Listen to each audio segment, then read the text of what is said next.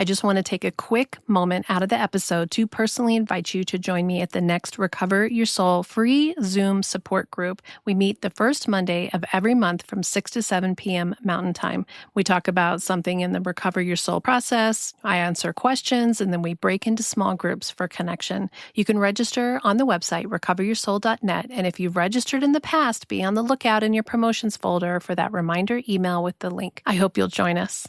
It can be a very fine line at times, the difference between supporting or saving, helping or fixing. And sometimes we just have to look at our own life, our own situation, our own relationship, especially with our adult children, to be able to see this line more clearly.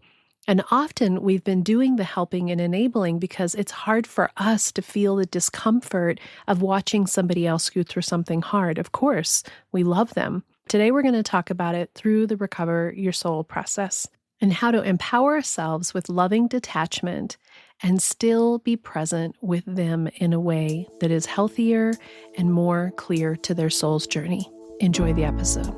Welcome to the Recover Your Soul podcast and community, a spiritual path to a happy and healthy life. My name is Reverend Rachel Harrison. I started Recover Your Soul after having profound changes in my life from my recovery of alcoholism, codependency, people-pleasing, and control addiction. I was guided to share the tools and principles of spirituality and the Recover Your Soul process to help others transform their lives as mine was transformed. For us to overcome external circumstances, we need to turn the attention to ourselves, focusing on our inner change and healing. Positive results in our lives will follow. Welcome to the Recover Your Soul podcast. I'm Rev Rachel. Thank you so much for being here with me today. I want to talk about enabling versus helping, supporting versus saving. And I want to talk about this because it came up in our recent Parents of Adult Children Soul Circle group coaching. It is a topic that has been so huge in my own life, this constant awareness of how do I show up in my wholeness? How do I show up as my fully resourced, loving, compassionate, peacemaker, helper self in its best way and support, but not enable and not save somebody in my life that I love? And I want to talk about this because you're in it. And when you're in it, it's really hard to see outside of being in it. And one of the things that I can offer is after 8 years of being sober and doing this deep, diligent spiritual work, being in the rooms of Al-Anon, being in the rooms of AA, becoming a metaphysical minister, really diving into my own personal transformation of healing and awareness that continues to show up on a regular basis, certainly not finished yet, but that I'm looking at my life from an entirely different angle. And so I don't have all the answers for you. Nobody has all the answers for you. You have all the answers for you, by the way. Everything that you need is within you. But what we can see is that when I think back into the years where it was really complicated and difficult in my life with my family, and my oldest son was at his height of struggling, and I kept trying to save him, trying to fix him, trying to make it better for him, to keep him from falling further down. I was not supporting him. I was trying to save him. And oftentimes I was just making it worse. I was actually creating a situation where maybe his soul needed to have the complex feelings that he was having, the situations that he was having, so that he can learn how to pick himself up. But I kept being the one to pick him up. What happened in one of the recent soul circles, and I have these group coaching soul circles that are part of how you can work the 9 steps in your own life. And I hope you always feel like I'm not trying to sell you something, because I'm not. I really want to give you the opportunity to do this work that's so transformed my life and has transformed hundreds that I've worked with directly and potentially thousands who have listened to the podcast in terms of switching how you see it through this process of healing and awakening. And there's lots of different ways to do it. So I'm always saying I don't have the only way. I'm not the only answer. But if you've come here, potentially the voice that I have is one that reminds you of your voice, reminds you of where you are in your life. And so this idea that came from the Soul Circle, which are these group coaching sessions where we're looking at people who are in similar situations. And a lot of people come here because they also have adult children who are dealing with addiction or mental illness or failure to launch, or, there's this complexity that is in our young adults right now of how to be out in the world in this new world that it is, and how we can be healthier, more aligned, more true to ourselves in it, and how we can lovingly detach them into their own life. And it's not easy. So most of the people that come to Recover Your Soul come because they have somebody who has addiction in their life. I was an addict. I got sober at 48 years old. My husband was an addict. He quit drinking the way that he drank before 8 years ago when I got sober, but continued to have his own journey around it. I think he's sober right now. I actually don't pay much attention to it because he's emotionally and spiritually an entirely different person. And my kids have been really on their own recovery journey that has seasons of sobriety, seasons of less use, seasons of more, seasons of having to hit their own walls. And again, almost like my husband, I'm less and less obsessed and concerned and focusing on and completely attentive to whether they're using or not, and more attentive to how their soul is doing, how they are in their body, how they're showing up in their life, what they're learning about themselves, what responsibilities they're taking for themselves. Well, enabling is a big piece of that, because one of the things that I was the master of was immediately jumping in and fixing and trying to make it more comfortable for them, because I don't like to be uncomfortable. I really don't like to be uncomfortable. I don't think anybody likes to be uncomfortable. No, that's not true. Tony Robbins had a part of his Unleash the Power Within, which I've done twice, that talked about these different personality styles and needs, emotional needs, I think he called them. And one of them was that some people prefer certainty and some people prefer uncertainty. And uncertainty is adventure. It's like going and not knowing what you're going to do, and you just get in the car and you just go, and that feels good to you. And to me, that sounds terrible. Like I want certainty. But we have people who show up in their human experience who want uncertainty. It actually fills them up to have this sort of wild ride adventure. And so the discomfort actually is part of their experience. There's another YouTube channel that I really like to watch called Yes Theory. And it's these young men that travel the world and have these big experiences with strangers. And their tagline is seek discomfort. So here I am saying maybe no one wants to be in discomfort, but the truth is for a lot of people, that is actually how they thrive. It's part of their journey. It's part of their expression. But for many of us who are here, we struggle because we don't like discomfort. And we don't want anyone else to be uncomfortable, because for us, that equals that something's wrong, that there's some break that's going to happen, that everything's going to collapse, that it means that that it's bad. But discomfort isn't necessarily bad. Sometimes discomfort is what helps us to grow, to create change, to do something that's beyond what the stretch of what we thought that we could do. When you're uncomfortable, you have to stretch. And we've spent our entire lives insulating ourselves and creating this system where it's small and safe and quiet. And it isn't that you can't have a life that feels ease-filled, that feels safe, that feels loving, that feels beautiful. That actually is a desirable thing to have. And I think our souls are actually calling us to have that experience.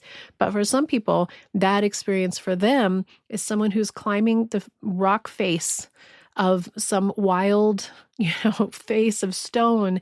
And the rest of us are thinking, what are you doing? And they feel the most themselves in those moments. So coming back to enabling versus helping, saving versus supporting, in my group with these amazing people that come together twice a month, and we have this group coaching on parents of adult children, one of the members had said that she was coming back to this feeling that was around a child who had had their car impounded, and she wasn't going to, again, bail her out. They had given her the car. They had given her money to get the car registered. She hadn't got the car registered. Now it's been impounded. They didn't give her the money to bail it out. And of course, she came back with a whole bunch of victim. You're doing this to me. This is your fault. Why won't you save me? Why won't you help me? I relate to this 100%. And if you're listening, I am pretty sure you relate to this situation as well, whether it's right now or whether it's in the past. When we're in these relationships with people who are on their own journeys, one of the most painful and difficult pieces, especially once your own children, is to step back and let them have the hardship. And that looks different for every single person. One of the things that I think is really important that I hope that I teach in Recover Your Soul, and I want to say this clearly, and so I'm just closing my eyes and letting it come just right. There is no one way that is the right way for every situation. There is no one answer that is the answer for everything and everyone. And each one of the situations and each one of the relationships that we're in has its own unique and important flavor and story and healing journey and timeline. And part of what we're learning in this particular spiritual practice is to trust and turn within and be curious about and open to what is the right and correct path for each and every one of you to follow that may be very different from what the people around you are suggesting. And I think this actually speaks to our people pleaser in us, which is not only in the relationships that we have with people where we're dancing this dance of enabling versus supporting, but it comes back to the part that we're really working on here in Recover Your Soul, which is having more clarity and awareness of what is true and right for each of us in our own unique expression. And when we look at our children, when we look at these relationships, what's happening is that we're in a time period where everything is starting to shift and change, and all the definitions are shifting and changing. And, the pendulum kind of swings in these very big directions of, for a long time it was tough love, 100%. Never give them anything. Just, if they've made their bed, let them lie in it. And then there was this swing over to help at all costs. They need your support. They need your love. They need you to be there to help them do the things. And I think that we're in a balancing period. I think we're in a realignment period in not only in this particular context of these relationships, but as relationships as a whole and human beings and how we're relating to other people and releasing of these old patterns and stories, which is a huge part of the Recover Your Soul process.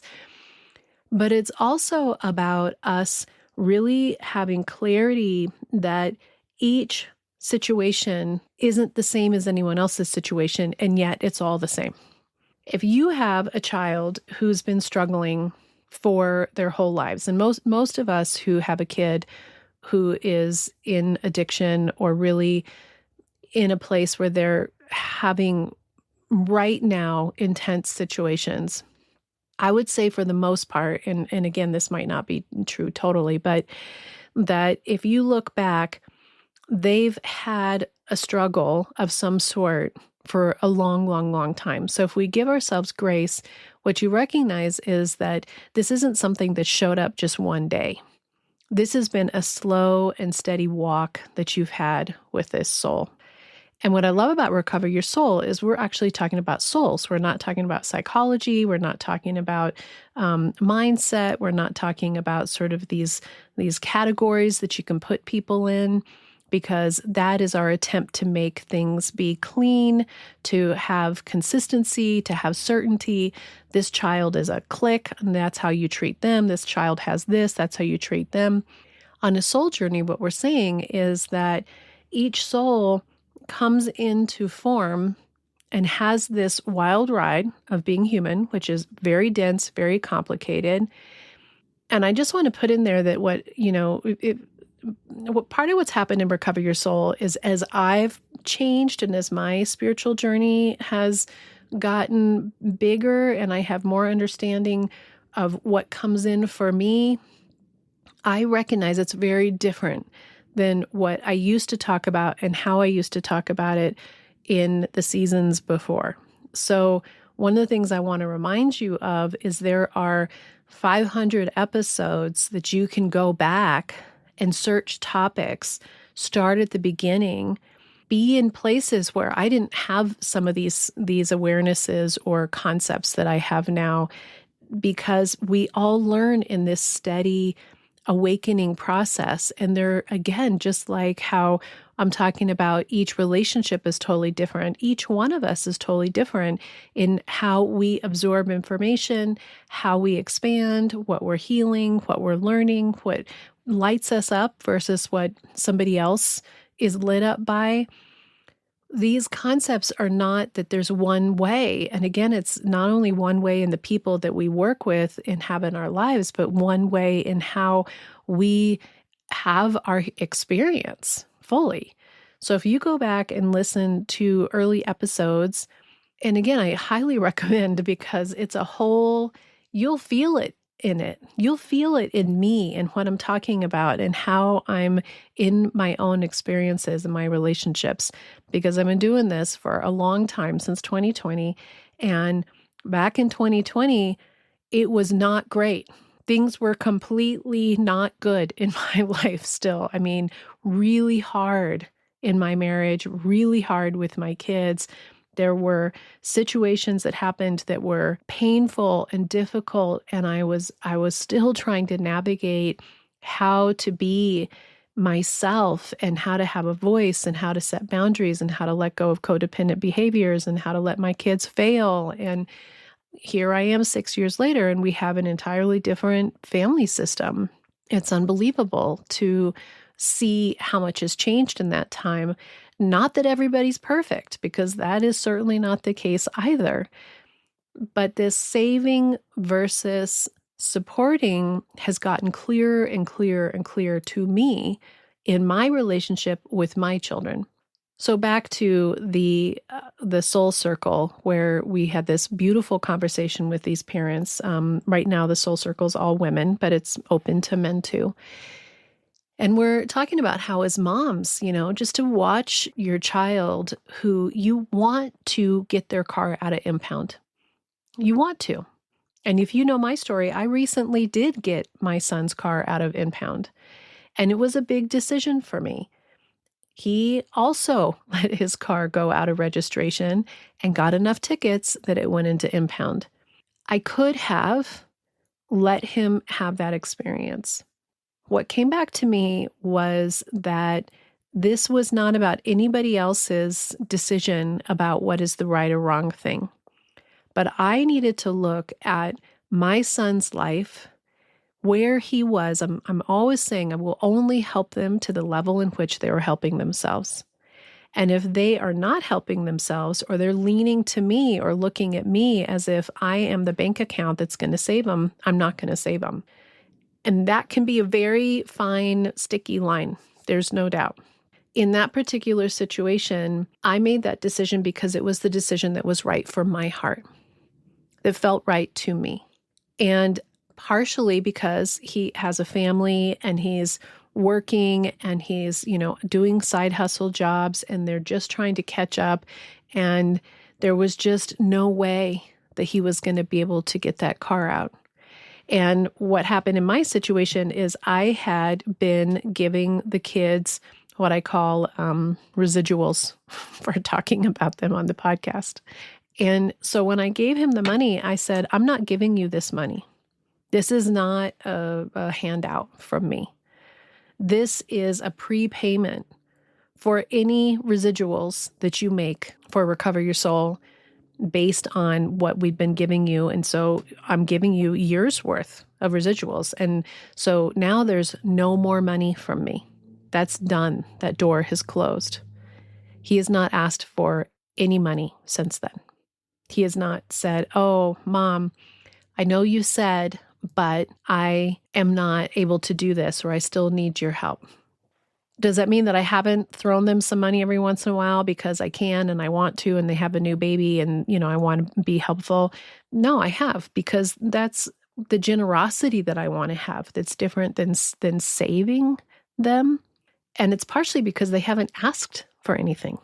And I think that one of the things that happened in my situation was that I had such a clarity around how much I was not supporting, I was totally saving, how much I was enabling, that when I had that wall that came up, many of you have heard this story, but many years ago, probably 4 years ago, maybe 4 or 5 years ago, for Christmas, I gave them each a little box, and in the box it said, all loans are forgiven. And they were like, yes, this is like the best Christmas present, because they each owed me, I don't know, $1,000 or something like that. And then on the back, it said, the Bank of Mom is closed. We'll be right back. Recover Your Soul is more than just this podcast. It's a spiritual path of healing and awakening, and a community where you can begin to remember your wholeness. If you've been listening and recognizing yourself in these episodes, the people-pleasing, the overgiving, trying to manage how everyone else is feeling, and losing yourself along the way, I want you to know you're not alone, and there is another way. There are many ways to begin, and you get to choose what feels right for you. You can start gently with the free 9-step mini workbook, or come to the free first Monday of every month support group on Zoom and connect with others who understand. And if you're ready to go deeper, the Self-Study Collective gives you access to the 9-step Recover Your Soul process online, along with a private community and free live teachings each month with me on Zoom. And soul circles are this beautiful space for group coaching with others who are on a similar path. I have 2 groups that also include the online 9-step process. One is parents of adult children, and the other is loving without losing yourself. I offer one-on-one coaching and in-person retreats for those moments when you feel called to do deeper, more personal support. You don't have to do this all by yourself.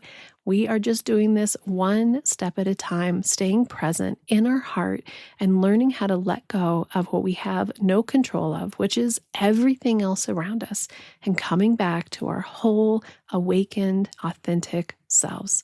Visit the website, recoveryoursoul.net, to learn more about the Recover Your Soul community, process, and everything that's available to you. Together we can do the work that will recover your soul.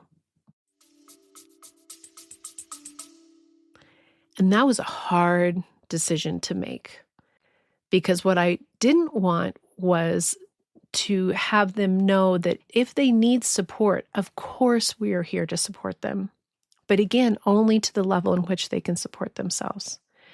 But this thing that had happened, this loop that had happened where they can manipulate me or make me feel bad, guilt me into giving them money, that was done. And it took a couple years of this kind of discomfort. Talk about being able to be in your discomfort. And so part of it was me.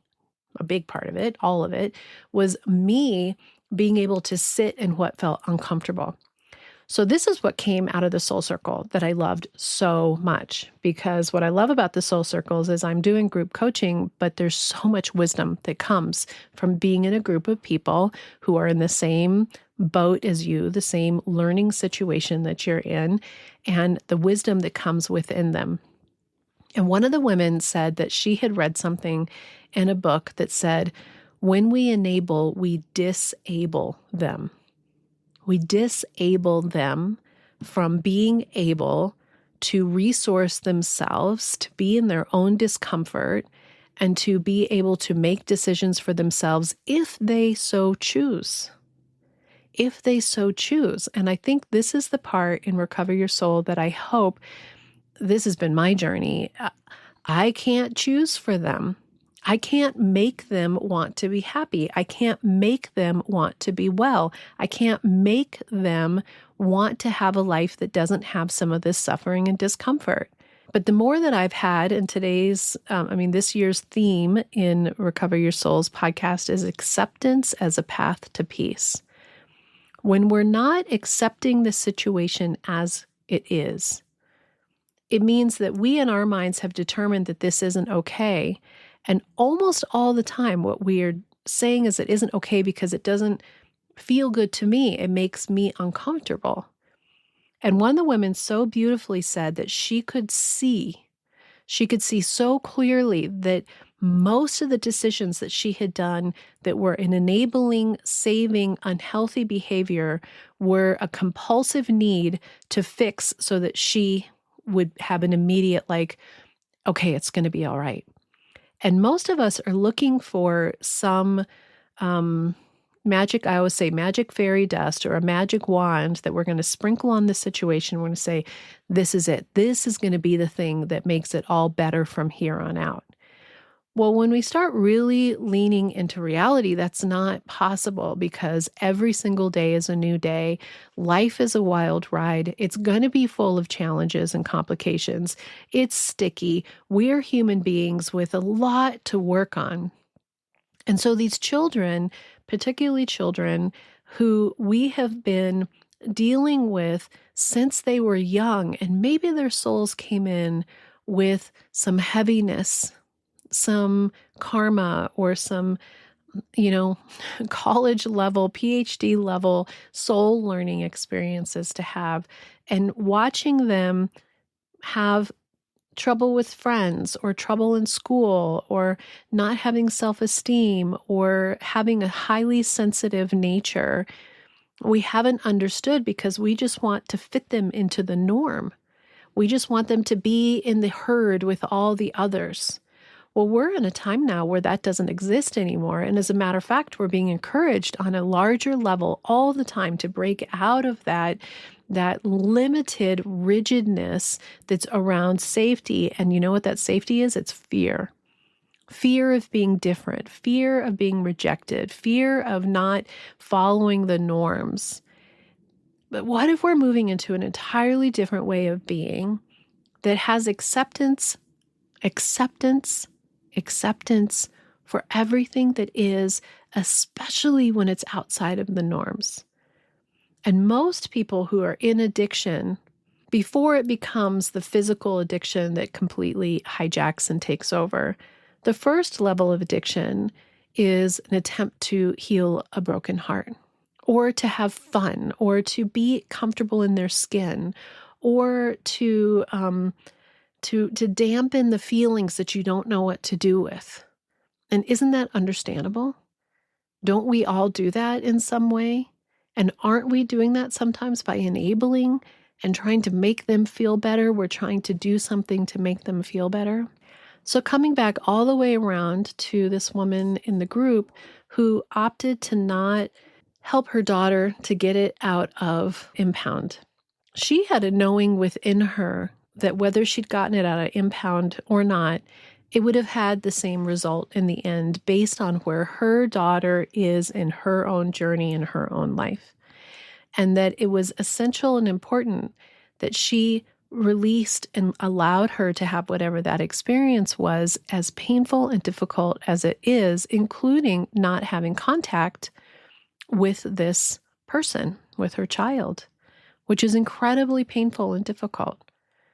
But when we move into a soul, we can begin to understand that there's so much more going on than what our human self, our being here as Rachel or as, Martha or Joe or, whoever we are embodied, that we can rise up just enough to say, I love you enough. I love you unconditionally enough. I'm letting the judgment go and the conditions go that I can love you so much that you get to have, and I will allow you, I will accept whatever this situation is.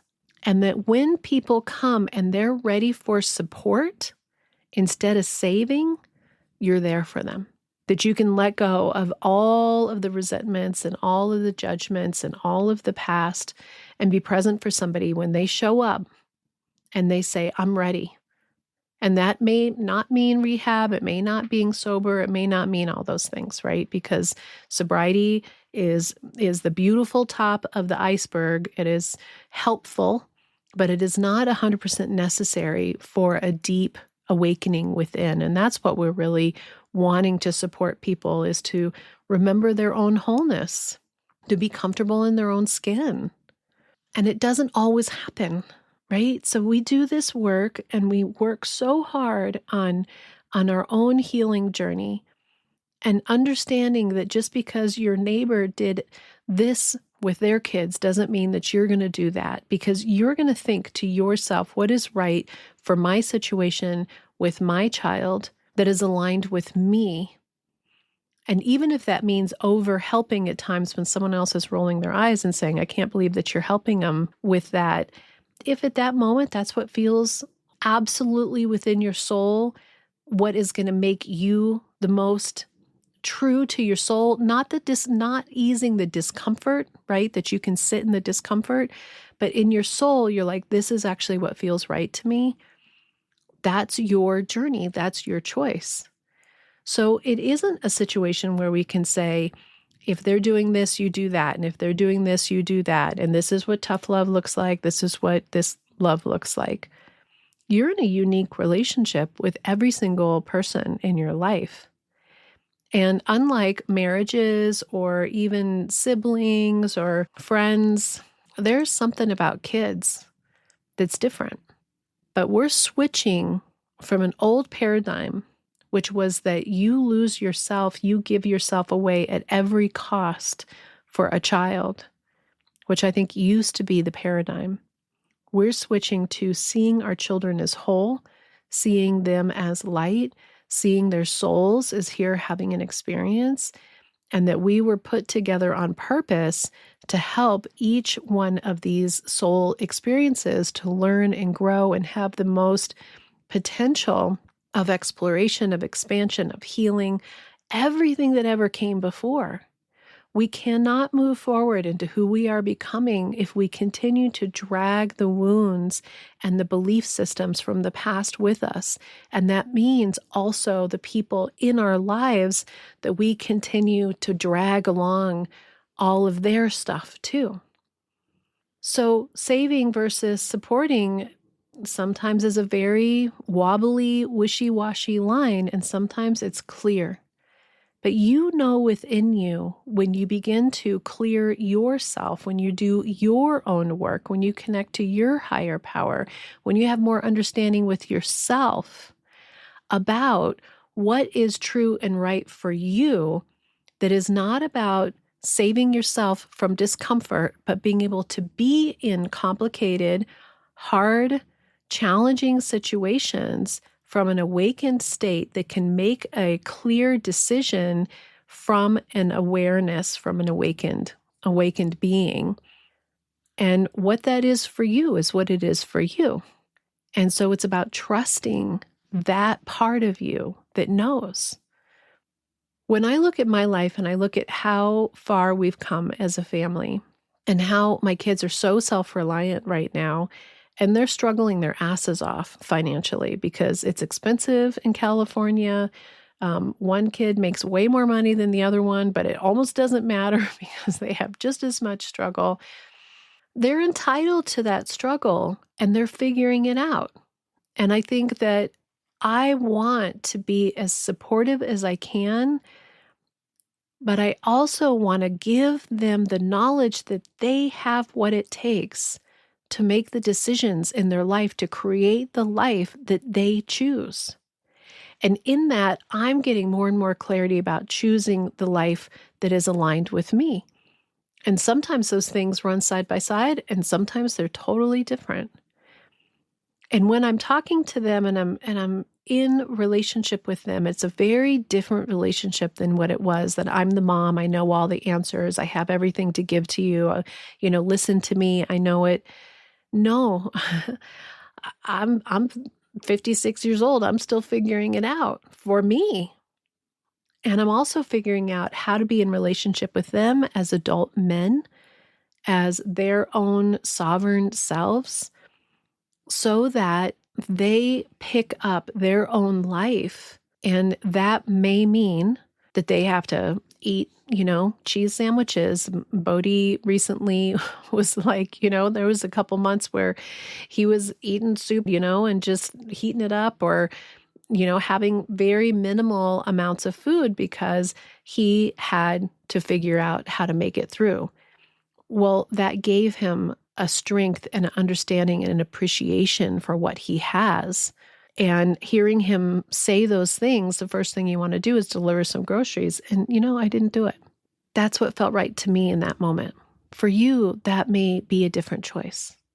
And both are fine. It's about being clear when you're speaking from your soul self instead of from our ego fear self, who's making that decision and choosing what's right for you. We are all on this beautiful, complicated, wild ride together. And there's something happening within all of us.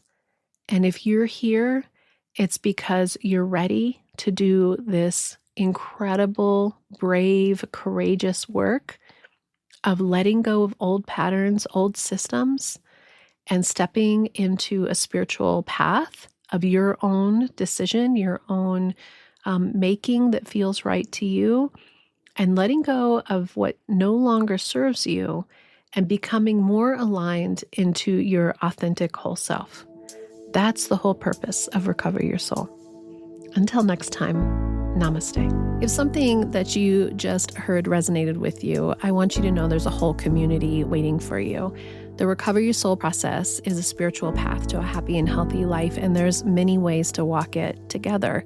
Start with the free mini workbook at recoveryoursoul.net. It's a beautiful first step. You can join us for the free monthly support group on the first Monday of every month. And if you're ready to go deeper and work the 9 steps, you can join the Self-Study Collective or a Soul Circle, or come to one of our in-person retreats or workshops. And if you want to work with me personally, one-on-one, coaching is available. You can also find bonus episodes every Friday on Patreon, Apple Podcasts, and I'm on YouTube with new videos that are posted weekly. And grab your copy of the new Recover Your Soul spiritual memoir. It is a spiritual journey of healing from addiction, codependency, and people-pleasing, available on Amazon. And it's our journey of healing through this process.